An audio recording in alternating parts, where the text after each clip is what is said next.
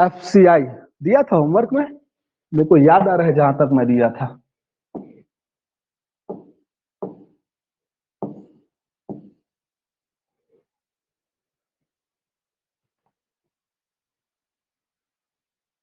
Okay है ना, food corporation of India. चलो एमएसपी क्या है इसको समझो अब थोड़ा। एमएसपी क्या है, इसका उद्देश्य क्या है एमएसपी का, और इसकी घोषणा का आधार क्या है।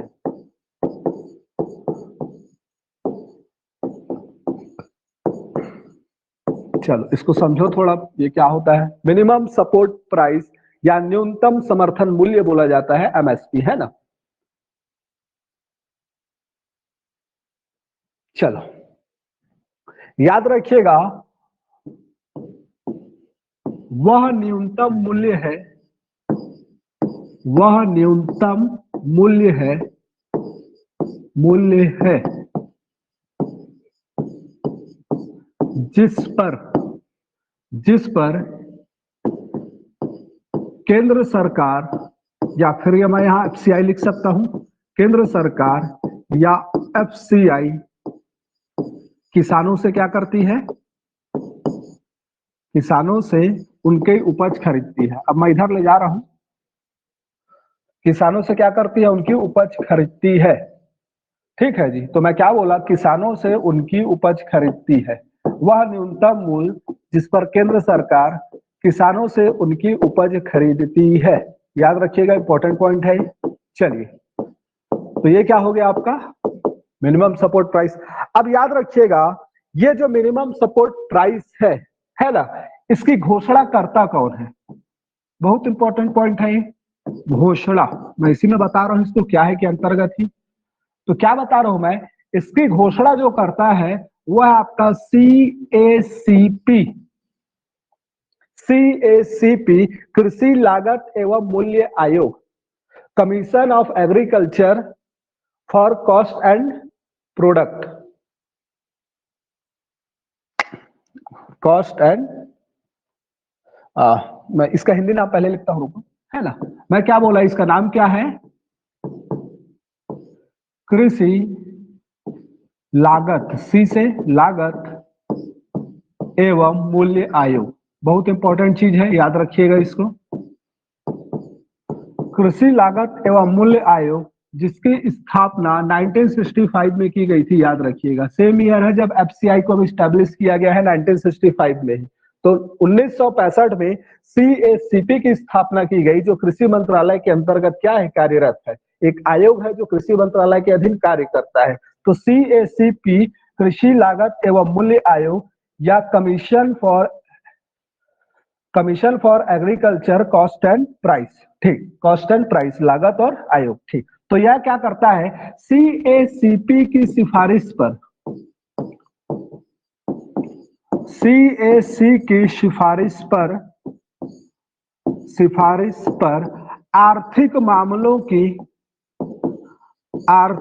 मामलों की मंत्रिमंडलीय समिति करती है, आर्थिक मामलों की मंत्रिमंडल समिति करती है। आपको याद होगा जब मैं पढ़ा रहा था कैबिनेट, है ना, कैबिनेट जब हम लोग पढ़ रहे थे, प्रधानमंत्री और मंत्रिपरिषद, वहां मैं बताया था कि मंत्रिपरिषद की कुछ समितियां होती है। वर्तमान में 6 समिति थी, पहले बहुत ज्यादा थी। मोदी गवर्नमेंट जब से आई है, समिति की संख्या कम कर दी, राजनीतिक, आर्थिक, विदेशी मामलों की, ऐसे करके 6-7 समितियां हैं। उन्हीं में से एक समिति कौन है, आर्थिक मामलों की मंत्रिमंडल समिति। ये समिति करती है, और किसके सिफारिश पर करती है, तो CACP। बहुत इंपॉर्टेंट है, याद रखिएगा, बहुत ज्यादा इंपॉर्टेंट है। तो अभी मैं क्या बात कर रहा हूं, क्या है पे हम बात कर रहे हैं। अभी मैं इसका उद्देश्य और इसका घोषणा का आधार, इस सब पे नहीं गए हैं। अभी हम बात किस पे कर रहे हैं कि ये MSP क्या है। तो मैं क्या बोला, वह न्यूनतम मूल्य जिस पर केंद्र सरकार किसानों से उनकी उपज क्या करती है, खरीदती है। बात क्लियर हुआ। घोषणा कौन करता है, तो मैं क्या बोला, CACP की सिफारिश के आधार पर करता कौन है, आर्थिक मामलों की मंत्रिमंडलीय समिति। ये CACP क्या है, कृषि लागत एवं मूल्य आयोग, जो कृषि मंत्रालय के अधीन एक कार्यरत आयोग है, और इसकी स्थापना 1965 में की गई थी। चलिए अब ये जो घोषणा करती है आर्थिक मामलों की मंत्रिमंडलीय समिति, तो याद रखिएगा ये जो घोषणा हो रहा है एमएसपी का, घोषणा एमएसपी का वर्ष में 2 बार होता है, वर्ष में 2 बार इसकी घोषणा होती है, खरीफ और रबी फसल के लिए, खरीफ और रबी फसल के लिए, रबी फसल के लिए दोनों के लिए होता है, वर्ष में 2 बार होता है, ठीक है। याद रखिएगा वर्तमान में 23 फसलों के लिए, वर्तमान में 23 फसलों के लिए इसकी घोषणा की जाती है, फसलों के लिए इसकी घोषणा की जाती है। एक अलग से आता है गन्ना, तो याद रखिएगा गन्ने के लिए एमएसपी नहीं बोला जाता है, उसके लिए उचित एवं लाभकारी मूल्य, उचित एवं, क्वेश्चन बनता है ना यहां से, उचित एवं लाभकारी means FRP, fair and remuneration price, FRP की घोषणा की जाती है। तो याद रखिएगा गन्ना अलग से है, उसके लिए एफआरपी की घोषणा होती है, जबकि रबी और खरीफ फसल दोनों के लिए वर्ष में 2 बार सीएससीपी की सिफारिश पर जो आर्थिक मामलों की मंत्रिमंडलीय समिति है वो वर्ष में 2 बार क्या करती है, 23 फसलों के लिए, ये नंबर भी याद रखिएगा एग्जाम में ये भी पूछता है, तो 23 फसलों के लिए क्या करती है, मिनिमम सपोर्ट प्राइस की, न्यूनतम समर्थन मूल्य की घोषणा करती है। ठीक, इतना बात क्लियर हुआ, इतना समझ में आया। तो मैं क्या बोलना चाह रहा हूं, देखो भाई अभी ये जो किसान होते हैं है ना, ये भारत का सबसे शोषित और वंचित तबका है। मैं बोलता हूं ना शोषित और वंचित तबका, तो ये बेचारे बहुत है कुछ, क्यों, क्योंकि आप जानते हो मैं आपको बार बार बोला हूं, टोटल के देखो ये डाटा कहीं पर 75 लिखा रहता है, कहीं पर 85, 86 है ना, ऐसा लिखा रहता है, तो आप मान के चलो 80% के आसपास है। तो हम लोग बोलते हैं कि 80% के आसपास जो किसान है ये भूमिहीन और सीमांत किसान है। ठीक है, क्या है, भूमिहीन भी है प्लस भूमि और सीमांत है।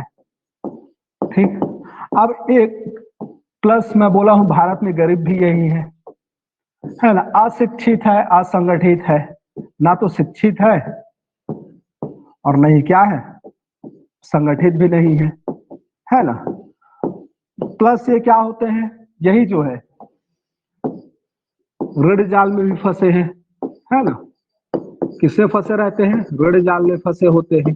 तो इनके पास ऐसा रहता है कि जितना जल्दी हो इनके फसल को क्या करे, ये बेच के अपना कर्जा चुकाए। किसान के साथ यही होता है, जो ये लघु और सीमांत भूमिहीन और सीमांत किसान होते हैं ना, ये प्रत्येक वर्ष क्या करते हैं, कर्ज लेते हैं, कृषि करते हैं।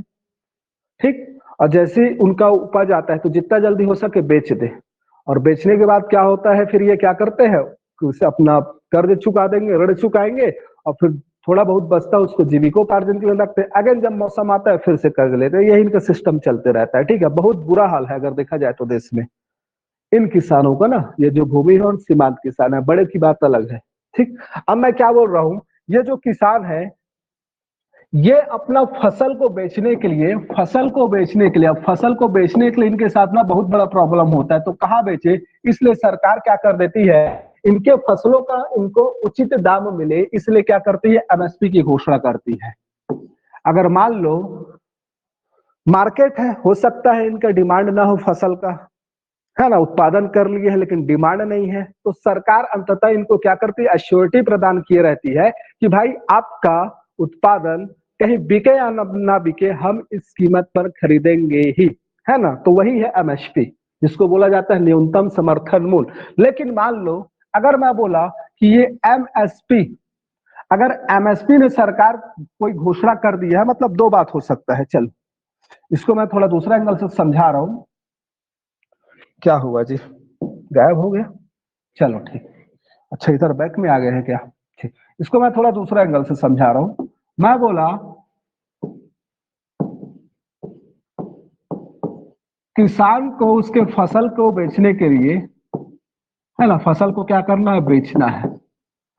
अब बेचने के लिए मान लो अगर इसके फसल की जो कीमत है कीमत, अगर ये कीमत कम होगी बाजार में, अगर ये कीमत कम होगी बाजार में, तब यहाँ पर सरकार तो है जो क्या करती है, एमएसपी की घोषणा करती है, एश्योरिटी प्रदान कर देती है कि भाई हम क्या करेंगे, एमएसपी में आपका धान या उपज जो भी है खरीदेंगे। लेकिन मान लो यदि इनकी कीमत ज्यादा हुई, तब बाजार में अगर इनके उपज की कीमत है, जो फसल की कीमत है, ये अगर मान लो ज्यादा हो गई है ना, तब किसान क्या करेंगे, बाहर बेचेंगे, बेचेंगे ना।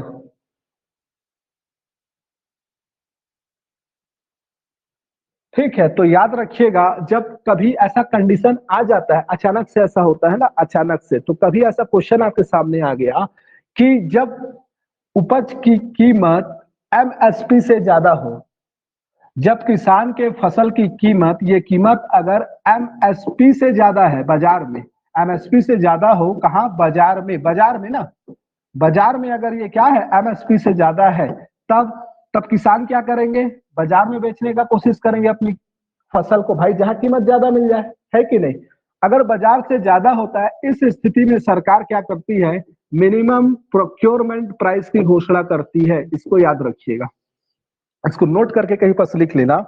ये जो मैं आपको बताया अभी, घोषणा कौन करता है, अभी हम क्या है करके बता रहे हैं ना, क्या है में मैं क्या बोला, वह न्यूनतम मूल्य जिस पर सरकार क्या करती है, एफसीआई से किसानों से उनकी मूल्य खरीदती है। घोषणा कौन करता है, सीएसीपी की सिफारिश पे कौन करता है, आर्थिक मामलों की मंत्रिमंडलीय समिति। सीएसीपी की स्थापना 1965 में हुई थी, याद रखिएगा। उसके बाद में क्या बताया, घोषणा वर्ष में 2 बार होता है, खरीफ और रबी फसल के लिए। वर्तमान में 23 फसलों के लिए घोषणा की जाती है। और साथ में मैं क्या बोल रहा हूँ, गन्ने के लिए अलग से एफआरपी की घोषणा होती है। अब इसी के नीचे आप लिख लेना,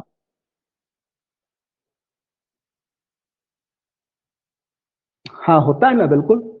जिनका जमीन नहीं है, भूमिहीन किसान, वो तो नहीं बेच पाएंगे ना, उनका शोषण होता है और कुछ नहीं।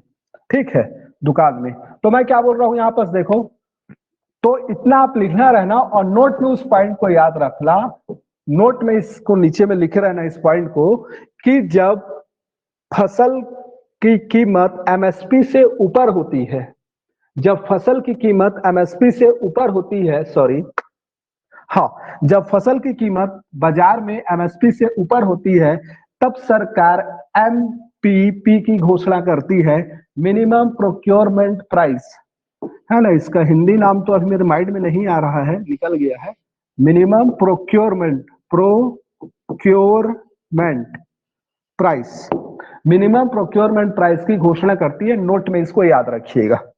चलिए, तो मैं क्या बोला अभी, अभी हम लोगों ने जो देखा वो क्या था, क्या है करके। अब आते हैं इसके उद्देश्य पर। फास्ट थोड़ी हो रहा है, समझ में आ रहा है,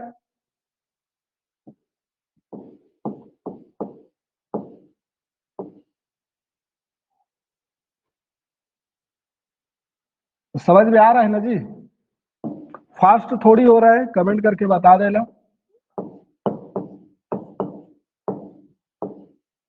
3 प्रमुख उद्देश्य हैं इसके।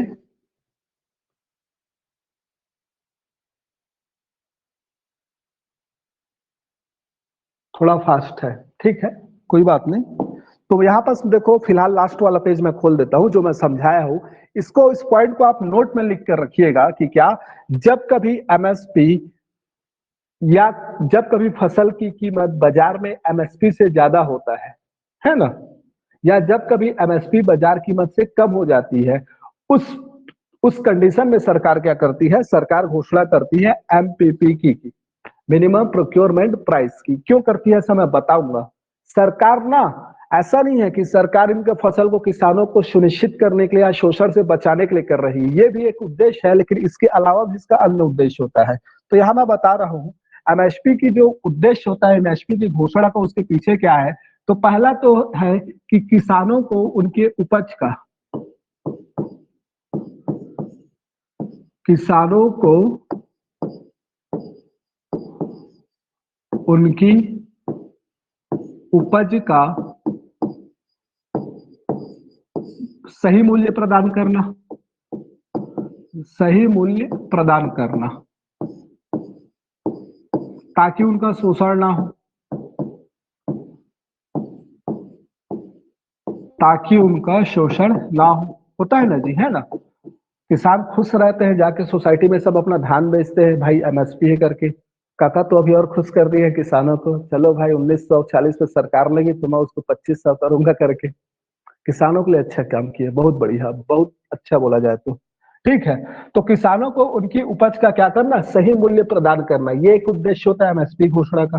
ठीक, इसका दूसरा प्रमुख उद्देश्य होता है, ठीक है, एमएसपी के माध्यम से क्या किया जाता है, एमएसपी के माध्यम से सरकार, एमएसपी के माध्यम से सरकार अनाज का भंडारण करती है। अनाज का क्या करती है, भंडारण करती है। भंडारण करना ताकि ताकि आपदा के समय, आपदा के समय के लिए, ठीक है, ऐसा लिख लो। क्या करना, क्या बोल रहा हूं मैं यहां पर कि एमएसपी के माध्यम से सरकार अनाज का क्या करती है, भंडारण करती है।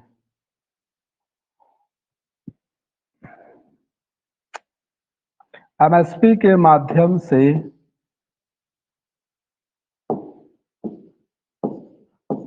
अनाज का भंडारण करना आपदा के लिए, है ना, ताकि आपदा आने पर उससे निपटा जा सके, है कि नहीं जी। मान लो अचानक से कंटिन्यू भारत में सूखा उखा पड़ गया तो क्या करेंगे फिर, सरकार तो सरकार सोच के रखती है पहले से, है ना, इतना सरकार सोच समझ कर बैठी है। तो एक प्रमुख उद्देश्य ये होता है क्या, कि भाई एफसीआई अपने पास ना भंडार करके रखती है अनाज को। ठीक है, तो एक तो किसानों का शोषण ना हो, उनको सही कीमत मिले। दूसरा क्या, अनाज का भंडारण करना एफसीआई के माध्यम से काम सरकार करती है। और तीसरा क्या, तीसरा बोला जा रहा है क्या, खाद्य सुरक्षा अधिनियम या पीडीएस के लिए, पीडीएस के लिए क्या करना, अनाज एकत्रित करना। क्या करना, अनाज एकत्रित करना। ये तीन प्रमुख उद्देश्य है एमएसपी के घोषणा का। मतलब एमएसपी जो सरकार घोषणा कर रही है उसके पीछे तीन प्रमुख उद्देश्य होता है। पहला क्या, कि एक तो किसानों को उनकी फसल का सही मूल्य मिल जाए। दूसरा क्या, अनाज का भंडारण सरकार कर ले। और इस भंडारण का दो उद्देश्य होते हैं, एक क्या, आपदा के समय अगर कोई आपदा आ गई उस कंडीशन में अनाज की कमी मत हो देश में। और दूसरा क्या, जो पीडीएस जो सिस्टम है ना, राष्ट्रीय खाद्य सुरक्षा अधिनियम जो देश में लागू एक अधिनियम बन गया है, उसको लेके क्या करना, अनाज एकत्रित करना। उनको भी तो देना पड़ता है ना, राज्यों को मैं अभी बताया आपको, कोटे के हिसाब से फिर क्या करती है, राज्यों को प्रदान कर दिया जाता है। देन राज्य क्या करते हैं, फेयर पब्लिक शॉप के माध्यम से उसको प्रोवाइड कराते हैं। तो ये बात क्लियर हुआ आपका उद्देश्य, ठीक है जी। तो हम लोगों ने अभी क्या देखा, एमएसपी की क्या है, क्या के अंतर्गत मैं दो चार पॉइंट शामिल कर दिया, फिर इसको अलग से बताता उसने मैं यही बता दिया, ठीक है। कौन घोषणा करता है, कब करता है, कितनी बार होती है, कितने फसल के लिए होती है। गन्ने का एफआरपी याद रखिएगा, गन्ने के लिए एफआरपी होता है, उचित एवं लाभकारी मूल्य की घोषणा की जाती है। चलिए, उसके बाद मैं इसका उद्देश्य बता दिया कि चलो भाई इसका उद्देश्य क्या है, तो ये तीन उद्देश्य है, ठीक है। अब बात आता है घोषणा का आधार, याद रखिएगा एमएसपी के घोषणा का आधार। तो देखो, घोषणा का आधार है ना, तो घोषणा का जो आधार बोलते हैं इसके लिए दो दृष्टिकोण था। एक है आपका लागत दृष्टिकोण, लागत दृष्टिकोण है ना, उंगली टच होता है तो यहाँ लाइन खींचा जा रहा है ना, लिख रहा है तो ऐसे ब्लैक बोर्ड में फिंगर भी टच हो जा रहा है। तो एक होता है क्या, लागत दृष्टिकोण, और दूसरा होता है आपका क्या, प्रतिफल दृष्टिकोण। अब देखिए क्या है दोनों, प्रतिफल दृष्टिकोण। तो याद रखिएगा, ये जो लागत दृष्टिकोण है इसके अंतर्गत जो एमएसपी की घोषणा है वो C1 जो होता था, C1 में बोला जाता था लागत इक्वल टू एमएसपी। मतलब जितना कृषि कार्य करने में लागत आ रहा है ना, जितना आप खर्च कर रहे हो लागत आ रहा है, उसी के बराबर क्या हो, एमएसपी हो। अगर इसके अंतर्गत 3 मेथड है, ठीक है, 3 मेथड या 3 विधि, तो तीनों मेथड की मैं बात कर रहा हूं। पहला मेथड क्या बोल रहा है, लागत बराबर एमएसपी, जितना लागत आ रहा है उतना एमएसपी होना चाहिए, ठीक। दूसरा जो है ये बोलता है क्या, C1 प्लस जो हमारा मेहनत लग रहा है ना, इसको क्या बोला जाए, ठीक है मेहनत ही बोलो, इसको ऐड कर दो।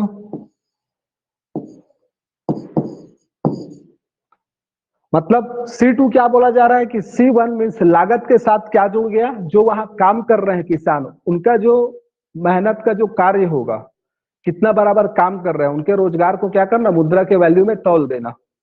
तो जितना वो काम कर रहे हैं उसको इसमें क्या कर दो, ऐड कर दो, इसकी बात हो रही है। तो याद रखिएगा, हाँ उनके कार्य को, तो मेहनत या कार्य उनको क्या किया जा रहा है, ऐड किया जा रहा है, ये सी।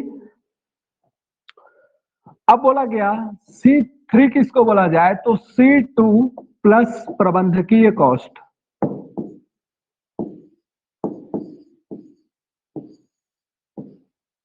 प्रबंधकीय खर्च को इसमें क्या किया जाए, ऐड किया जाए। याद रखिएगा, तो ये कितना हो जा रहा है, C2 प्लस 10%। ये हो कितना रहा है, प्रबंधकीय खर्च को जब जोड़ रहे हो उसमें, तो C2 प्लस 10%। याद रखिएगा, मैं क्या बोलना चाह रहा हूं, लागत दृष्टिकोण के अंतर्गत एमएसपी का जो गणना किया जाता था उसकी 3 विधि है। एक को बोला गया क्या, C1 method, C2, C3 method. C1 method में एमएसपी क्या हो, तो जितना लागत आ रहा है उतना ही क्या हो, एमएसपी हो। C2 मेथड क्या है, एमएस जो लागत आ रहा है, लागत के साथ साथ जो वहां कार्य किया जा रहा है उस कार्य को भी जोड़ दो, उसके भी खर्च को जोड़ दो, है ना, ठीक। और C3 क्या बोला जा रहा है, तो C2 में आप क्या करो, प्रबंधकीय कॉस्ट को ऐड कर दो, तो C2 प्लस 10%, C2 जितना भी होगा उसमें 10% और ऐड करो, तो क्या हो जाएगा आपका C3 मेथड। याद रखिएगा, केंद्र सरकार पहले एमएसपी की घोषणा करने के लिए, केंद्र सरकार पहले C3 मेथड पर, C3 मेथड के आधार पर एमएसपी की घोषणा करती थी, एमएसपी की घोषणा करती थी। बात क्लियर हो रहा है, इस बात को समझे इतना को मैं क्या बोला।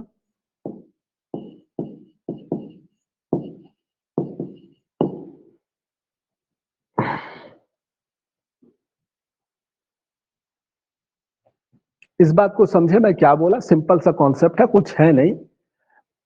बोला गया कि भाई लागत के बराबर एमएसपी होना चाहिए, लागत के साथ मजदूरी को भी जोड़ दो। उसके बाद क्या बोला जा रहा है कि लागत और मजदूरी के साथ जो C2 मेथड है उसमें आप प्रबंधकीय कॉस्ट को भी जोड़ दो, मैनेजमेंट कॉस्ट को भी जोड़ दो, है ना। तो केंद्र सरकार पहले क्या करती थी, इस C3 जो मेथड है ये C2 प्लस 10%, इसके आधार पर क्या करती थी, एमएसपी की घोषणा करती थी। चलिए अब मैं बात करता हूं प्रतिफल दृष्टिकोण, क्योंकि वर्तमान में जो एमएसपी की घोषणा है वो इस बेस पे होता है, ठीक है। तो वर्तमान में अगर याद रखो, पहले इसको देख लो, प्रतिफल दृष्टिकोण में क्या बोला जा रहा है, तो प्रतिफल दृष्टिकोण में बोला जा रहा है 2004 में ना राष्ट्रीय किसान आयोग का गठन हुआ था। 2004 में गठित राष्ट्रीय किसान आयोग,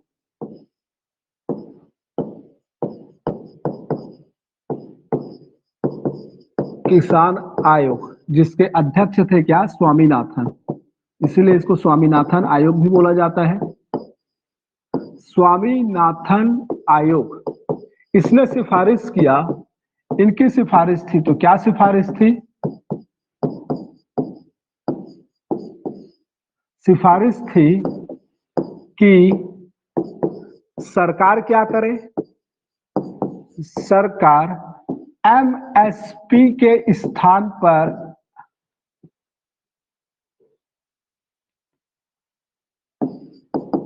एमएसपी के स्थान पर एमआरपी की घोषणा करे, एमआरपी की घोषणा करे, और यह एमआरपी MRP कितना हो, तो बोला गया लागत प्लस 50%।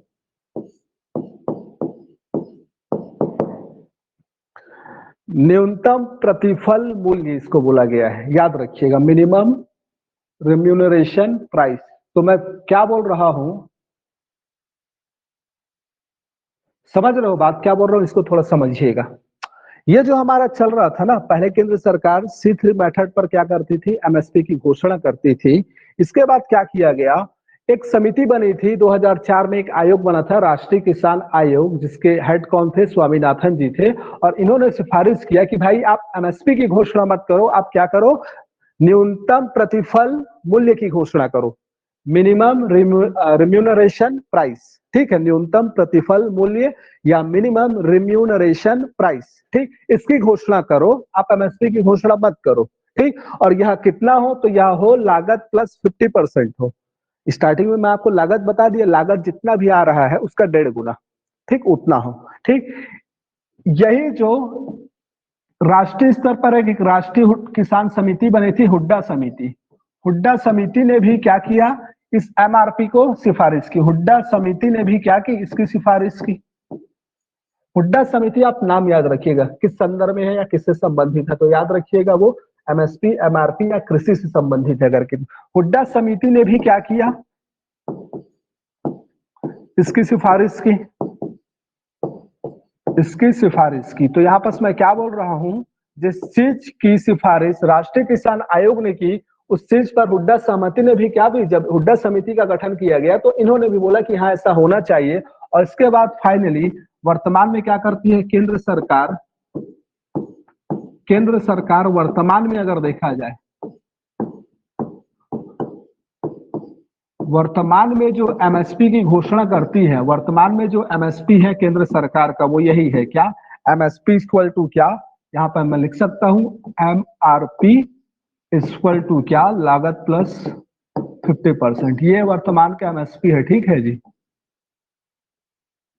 तो वर्तमान में जो MSP की घोषणा होती है, वो जो स्वामीनाथन आयोग ने जो सिफारिश किया था उसी के आधार पे होता है।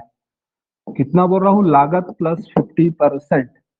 तो ये आपका क्या हो गया, लागत या प्रतिफल दृष्टिकोण है। और इससे पहले जो मैं आपको बताया, ये आपका क्या है, लागत दृष्टिकोण है। तो लागत दृष्टिकोण के आधार पे पहले C3 मेथड को आधार बनाकर MSP की घोषणा किया जाता था।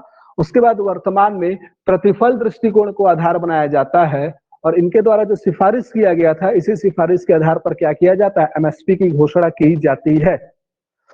बात क्लियर हो रहा है। तो ये आधार है ना, घोषणा का आधार। कर्ता कौन है, वर्ष में कितने बार होता है, वो मैं पहले बता चुका हूं। बात क्लियर हो रहा है जी।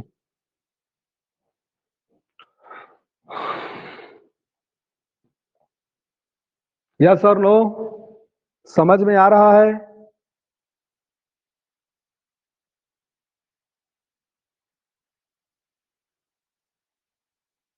ठीक है, नहीं समझ में आएगा तो रिकॉर्डेड वीडियो बाद में देख लेना, यूट्यूब में भी अवेलेबल रहेगा। चलिए, तो ये क्या हो गया आपका,